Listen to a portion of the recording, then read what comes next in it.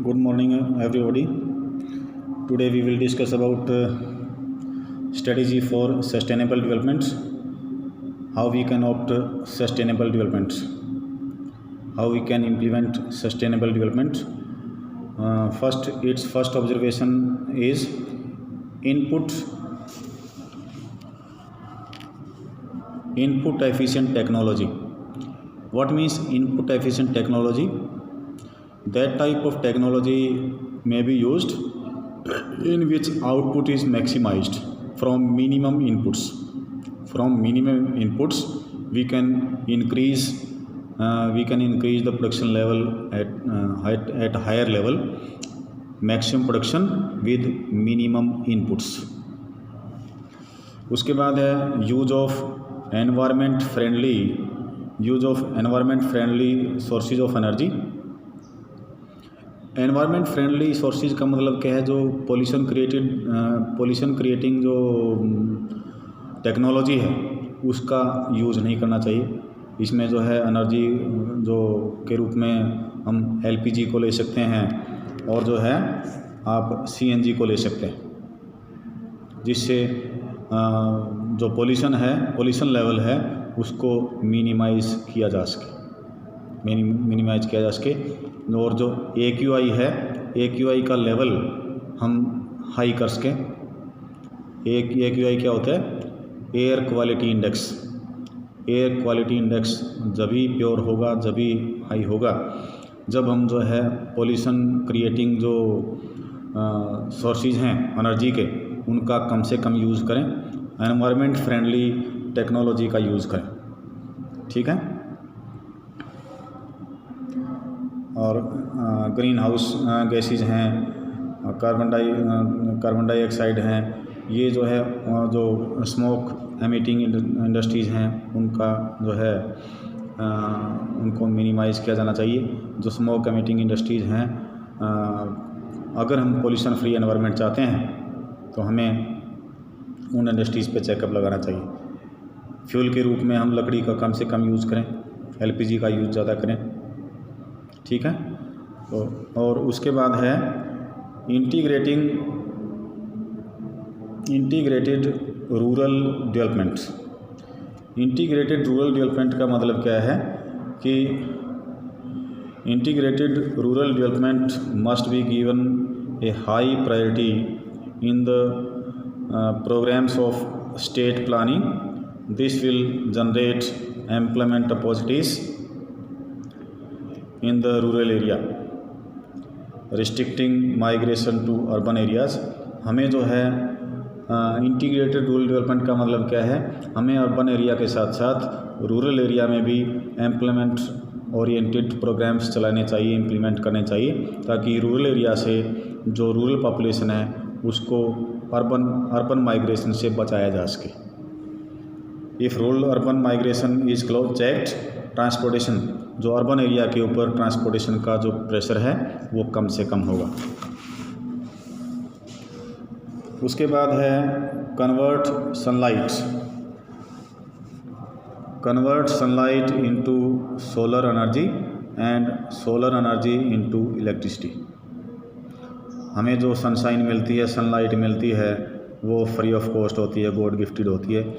इसी सनलाइट को अगर सोलर एनर्जी में कन्वर्ट कर लें तो it is environment friendly and economical, very economical. India is endowed with abundant sunlight which is a rich source of energy. Sunlight is जो solar energy system है ये लेटेस्ट सब्स्टिट्यूट है electricity का, energy का. ठीक है, इसको यूज़ करना चाहिए. Sunlight is both environment friendly as well as non exhaustible source of energy.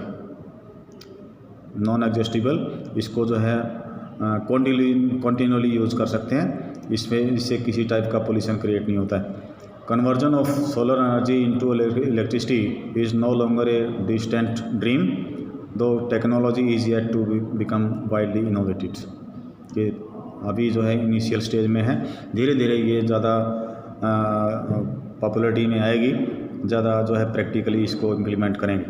Solar energy and it's conversion into electricity. आपको मैं बता दूं कि जो आपके मोबाइल टावर्स हैं, मोबाइल टावर्स में भी इलेक्ट्रिसिटी का सब्सटीट्यूट जो है, क्योंकि उसको भी इलेक्ट्रिसिटी चाहिए, तो वहाँ भी ये लोग भी जो है जो मोबाइल कंपनीज़ हैं, डिफरेंट मोबाइल कंपनीज़ अपने टावर्स के लिए जो इलेक्ट्रिसिटी की ज़रूरत होती है वहाँ पर जो है सोलर प्लांट लगाए जा रहे हैं। वो उनके लिए इकोनॉमिकल होगा, ज़्यादा जो है मैनेजमेंट की उनको ज़रूरत नहीं पड़ती है। उसके बाद है शिफ्ट टू ऑर्गेनिक फार्मिंग। मैंने ये पहले ही बताया था आपको कि अगर आपको जो है एनवायरनमेंट फ्रेंडली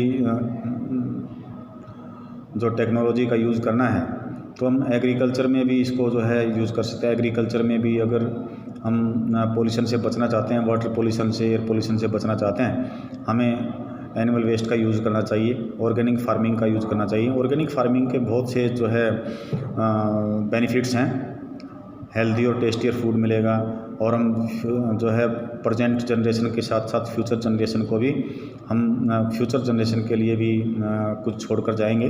फ्यूचर जनरेशन के लिए भी लैंड की फर्टिलिटी हम जो है बनी रहेगी, फ्यूचर में भी बनी रहेगी, और ज़्यादा इकोनॉमिकल है, एक्सपेंडिचर भी बहुत कम करना पड़ता है। तो आप देखिए कि use of chemical fertilisers, insecticides and pesticides has raised crop yields.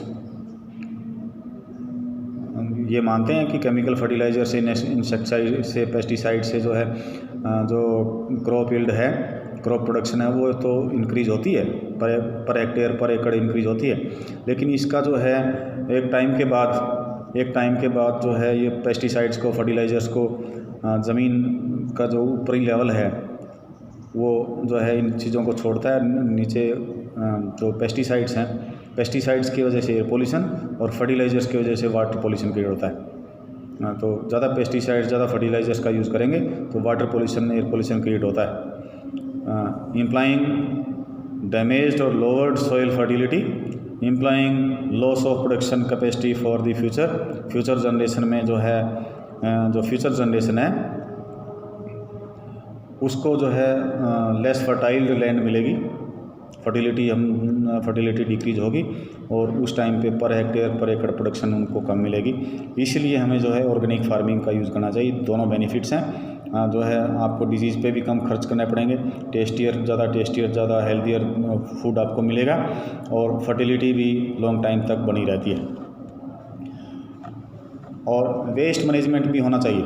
जो इंडस्ट्रियल वेस्ट है उसको जो है, जो सॉलिड वेस्ट है उसको एब्जॉर्ब करने की या उसको डिस्ट्रॉय करने की जो है का मैनेजमेंट गवर्नमेंट की तरफ से होना चाहिए। अदरवाइज़ ये जो है अगर रिवर्स में फेंकते हैं और जो है खुले में छोड़ते हैं तो इसका जो है नेगेटिव इम्पैक्ट जाता है किसके ऊपर, एनवायरनमेंट के ऊपर। उसके बाद है आप देखिए stringent laws on the disposal of chemical influents, कि एक जो है लॉ बनाया जाना चाहिए कि जो केमिकल इन्फ्लुएंट्स हैं, केमिकल बेस्ड इंडस्ट्रीज़ हैं, उनको जो है उनके ऊपर उनके लिए स्पेशल लॉ बनाया जाना चाहिए। इसमें क्या कहा गया कि India is a lands where laws lack enforcement, कि लॉज बनाए जाते हैं उनको इन्फोर्स नहीं किया जाता, उनको इम्प्लीमेंट में देरी होती है। Chemical effluents from the industrial units are invariably driven into the streams. मैंने कल भी बताया था आपको कि जो इन्फ्लुएंट्स हैं केमिकल इंडस्ट्रीज़ हैं, उनके जो सॉलिड वेस्ट है उनको रिवर्स में स्ट्रीम्स में फेंक दिया जाता है और फिर वाटर पोल्यूशन क्रिएट होता है। ठीक है, एंडर्जिंग और जो क्वालिटी ऑफ लाइफ है वो जो है डिस्ट्रॉय होती है। सच ए सीरियस वायलेशन, अगर कानून होगा कि इस टाइप की जो मैनिपुलेशन करेगा, इस टाइप की एक्टिविटीज़ में इन्वॉल्व मिलेगा, उसको पनिश किया जाना चाहिए इकोनॉमिकली, और जो है अगर इकोनॉमिकली उनको पनिश किया जाए तो और उस टाइप का कोई फ़ाइन होना चाहिए लॉ ब्रेकर्स के लिए। तो इसके ऊपर काफ़ी हद तक चेक लगाया जा सकता है। केस ग्रोथ एंड जो एनवायरनमेंट जो है, एनवायरनमेंट को हम बचाना चाहते हैं, ग्रोथ भी करना चाहते हैं, तो इस टाइप के लॉज भी आपको लेके आने पड़ेंगे। That's all for today.